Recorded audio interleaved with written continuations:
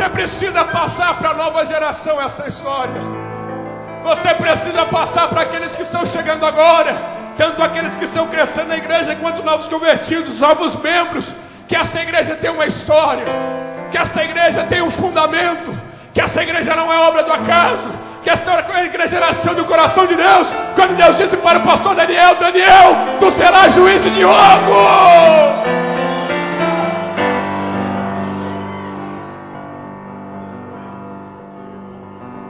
Essa igreja tem uma história, e existem pessoas que não sabem dessa história.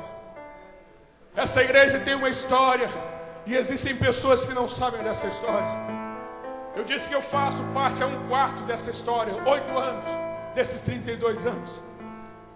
Eu me recordo das vezes em que sentei nesse púlpito para pregar ao lado do pastor Daniel.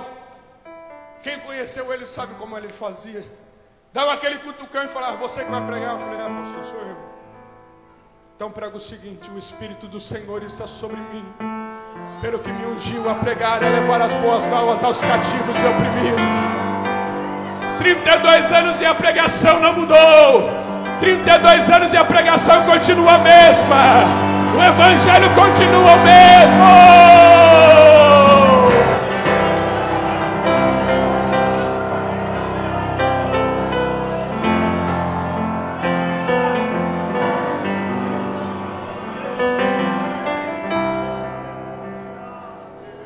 Você conhece a história da sua igreja? Você conhece a história da sua igreja ou só sabe que ela tem 32 anos por causa do outdoor, por causa do folder, do banner? É só por isso? Ou você sabe como se originou? Quem foram os fundadores? Eu nunca me esquecerei da história que a irmã Adna contou na construção do templo de São Diogo. Apesar de ter 8 anos, eu procuro informar sobre a história, em que ela disse a preocupação. Se você não souber, eu vou te contar nesta noite. Esse terreno aqui era de um padre. O terreno dessa igreja era de um padre. E o padre foi quem pagou a primeira prestação do terreno, deu de oferta para a igreja. Você sabia disso? Então vai começar a saber hoje, porque eu vou contar a história para você. E a irmã Adna contava que quando ela olhava, não tinha ninguém para construir esse templo. A preocupação: como vamos erguer esta casa? Como vamos erguer esse templo? E aí numa noite ela dormindo, Deus mostrou a ela vários anjos pegando tijolos e colocando, construindo esse templo, construindo essa casa. Ela não entendeu o porquê, mas tempos depois começou a vir gente, começou a vir homens. Deus começou a mandar, Deus começou a trazer, e o templo foi sendo erguido, a casa foi sendo construída.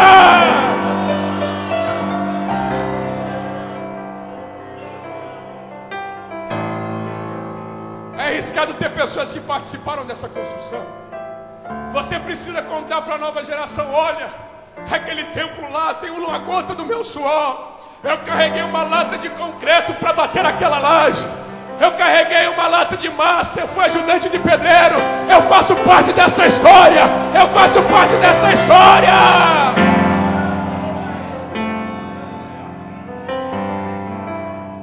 Sabe por quê? Precisamos passar a história dessa igreja, a história desse ministério para a nova geração, para ela saber o valor, que o preço que foi pago para isso estar de pé, para ela saber o preço que foi pago para esse ministério estar aqui hoje. Ela precisa saber o valor que custou, ela precisa saber a importância.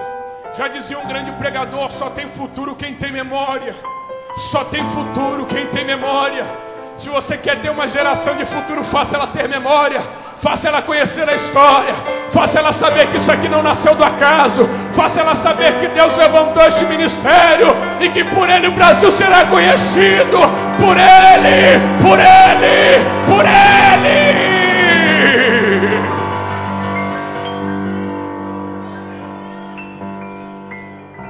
Aleluia, aleluia. Dentro dessa história existe a história das maravilhas e das proezas. Incube a nós a responsabilidade.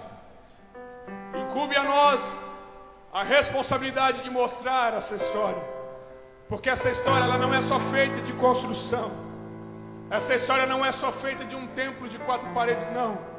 Essa história também é formada por uma igreja viva, por uma igreja santa, por uma igreja que vivenciou milagres, por uma igreja que vivenciou sinais, por uma igreja que vivenciou proezas. É por isso que a Bíblia fala no Salmo de número 145, no verso 4: uma geração louvará, contará, anunciará, dirá, falará as suas obras a outra geração e anunciará as suas proezas.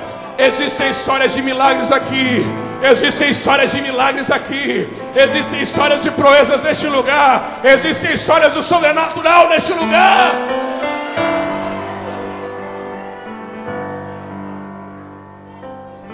Eu tenho uma história de milagres. Quem não tem um milagre para contar? São 32 anos de pé, 32 anos de milagres. Eu não caí aqui de paraquedas, não. Eu tenho milagres na minha vida para contar, e é por isso que eu estou aqui nesta noite. Talvez você não conheça a minha história, mas alguns conhecem. Eu quero compartilhar um pouco com você. Eu sou do interior, minha família é do interior. Minha mãe e meu pai se casaram.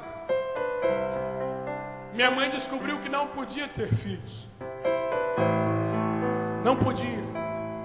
Mas hoje você pode pensar, mas é normal. Hoje se tem bebê de profeta, se tem inseminação artificial, tem as grandes tecnologias. Isso nas capitais. Existem muitos lugares do interior que as mulheres não têm acesso à saúde, que as mulheres não têm acesso a um tratamento para engravidar.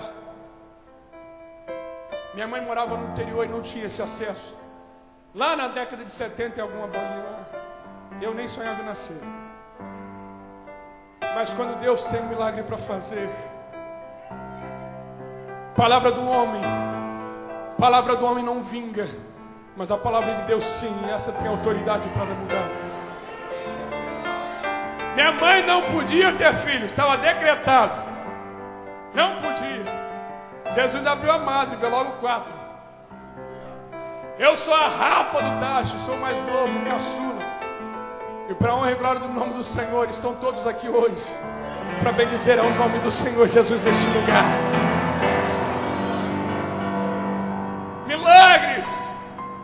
Essa geração precisa saber que Deus faz milagres. Essa geração precisa saber que Deus faz proezas. Essa geração precisa saber que Deus faz o impossível. Quer saber mais? Minha mãe não podia ter filha. Eu fui a rapa do tacho. Depois que ela me ganhou, ela pegou meningite. Você sabe que meningite, ela é uma doença gravíssima. Muitas pessoas já morreram por causa disso. Ou as que não morreram ficaram com sequelas gravíssimas. Morava no interior. Minha mãe mandaram para a capital porque o interior não tem recursos. Mandaram para Vitória. Chegando em Vitória, eu recém-nascido. E ainda os restos um pouquinho maior que o outro. É tudo escadinha. Chegou em Vitória, o médico olhou a situação, olhou o quadro, falou: não tem jeito, presbítero Josimar, não tem mais solução não. E mesmo que ainda venha acontecer um milagre, ela vai ficar com sequelas, nunca mais vai ser a mesma. E aí é onde vê a diferença de uma igreja que se tem unidade. Isso na capital, quando a notícia bateu no interior, irmã Essi está desenganada. A meningite vai matá-la ou aleijá-la.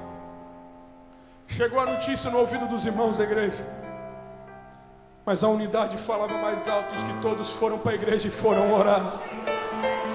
Todos foram para a igreja e foram orar, foram clamar ao Senhor, foram buscar a presença de Deus.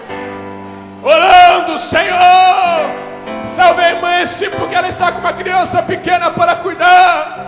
Os outros filhos ainda são pequenos, não deixa ela morrer. Se não matar, vai aleijar. Se não matar, vai aleijar. Quer ver o resultado? Irmã Essi, fica de pé, por favor.